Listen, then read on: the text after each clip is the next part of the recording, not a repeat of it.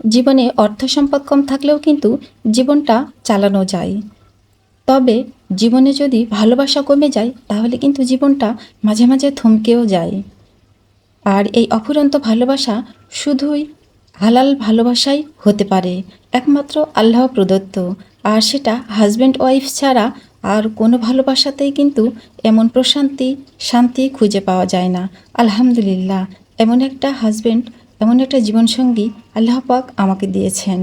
আসসালামু আলাইকুম আমার প্রাণপ্রিয় আপু ভাইয়ারা, সবাই কেমন আছেন? আশা করি আল্লাহর রহমতে ভালো আছেন, সুস্থ আছেন। আমি রাজশাহী থেকে অনন্যা আরও একটি নতুন ছোট্ট একটা ব্লগ ভিডিও নিয়ে চলে এসেছি আমার প্রাণপ্রিয় আপু ভাইয়াদের মাঝে। এই যে ছুটির দিন সকাল সকালে ঘুম থেকে উঠেই কিন্তু কাজে লেগে গিয়েছি। আর সেই কাজটা কিন্তু জুবাইরের আব্বুই করছে। মুরগির জায়গাটা পরিষ্কার পরিচ্ছন্ন রাখতে হয়, আর এটা প্রত্যেক সপ্তাহে জুবাইরের আব্বুই আমাকে করে দেয়। আর যদিও মুরগি রাখার ইচ্ছাটা প্রচণ্ড আমারই ছিল এবং আমি এরকম করে কাজগুলো শুরু করি। আর যে কাজগুলো একটু বিরক্তিকর সেই কাজগুলো কিন্তু ওর আব্বুই করে।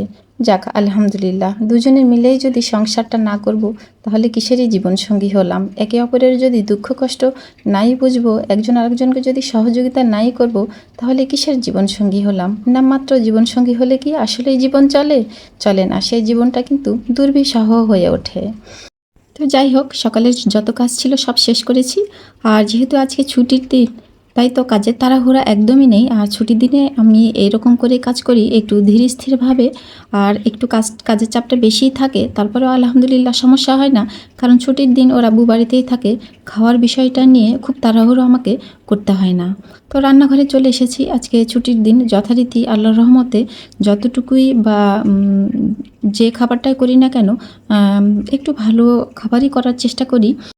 তো আজকে গরুর মাংস রান্না করব। আর রান্না করব বলতে অলরেডি কিন্তু আমার গরুর মাংস প্রেশার কুকারে হচ্ছে। আর এক সাইডে কিন্তু আমি অনেকগুলো দুধও ফুটিয়ে নিয়েছি। অনেকগুলো বলতে 3 পোয়া দুধ জমা করে রেখেছিলাম, সেগুলোই ফুটিয়ে কিন্তু আমি ঘন করে রেখে দিলাম। আর রাইস কুকারে কিন্তু একটু পোলাও করে নিচ্ছি। আজকে একটু মাংস পোলাও করব। কেন জানি মনে হলো যে একটু পোলাও করি, খেতে একটু ইচ্ছে হলো। তো যদিও খুব বেশি খেতে পারি না, তারপরেও আলহামদুলিল্লাহ করব নিজের মতো করে।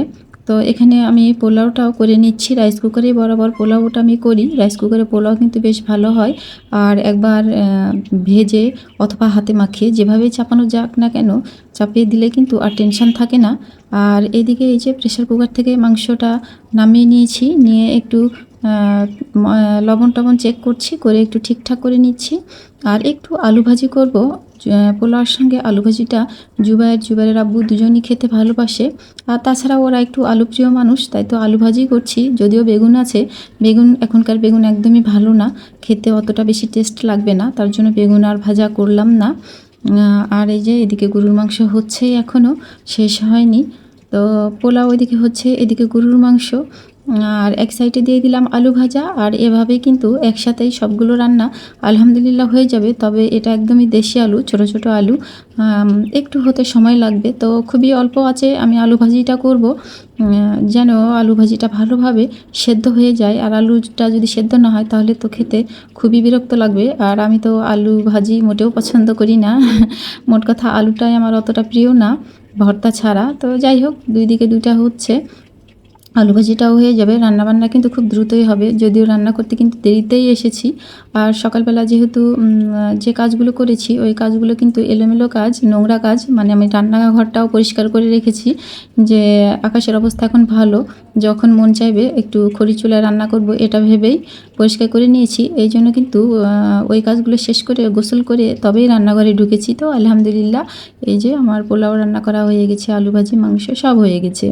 তো রাত্রেবেলা একটু মনে হলো যে আমি দুধ তো ঘন করে ফুটিয়ে রেখে দিয়েছি, সেই দুধ দিয়ে কিছু একটা করা যাক।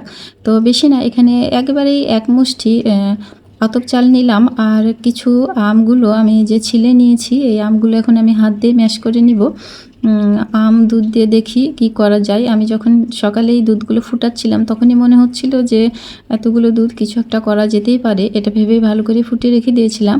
আর এই যে এক মুষ্টি যে আতপ চালটা, এটা কিন্তু আমি প্রেসারে দিয়েছিলাম খুবই দ্রুত হবে তার জন্য, আর একটু ম্যাশ করেও নিলাম। নিয়ে এখন এই যে আমগুলো যেটা হাতে ম্যাশ করে রেখেছিলাম সেই আমটা কিন্তু দুধের ভেতরে দিয়ে দিচ্ছি। আর এখানে কিন্তু সেই আতপ চালটা যেটা আমি সেদ্ধ করে রেখেছি সেটাও দিয়ে দেবো। মোট কথা আমের পায়েস করছি। আর আমের পায়েসটা খেতে আলহামদুলিল্লাহ বেশ ভালো লাগে।